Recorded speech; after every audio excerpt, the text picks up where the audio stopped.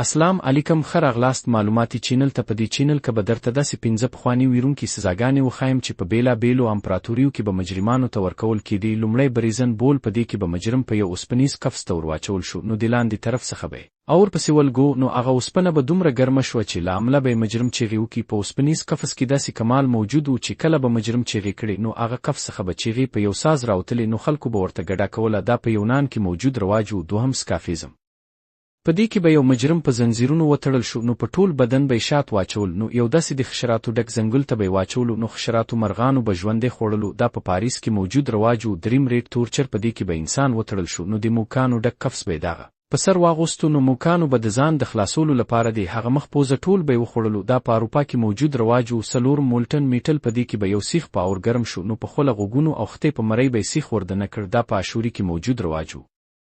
پنځم فلاینګ الایو، ماته تر ټولو ویرونکې دغه سزا ښکاري. په دې کې به مجرم څخه ټول پوستکي او باسلو. ستاسو لپاره تر ټولو ویرونکې کوم یو په کمنټ کې ولیکئ. دا زما معلوماتي ویډیو و. د نورو ویډیوګانو لپاره زما یوټیوب چینل سبسکرایب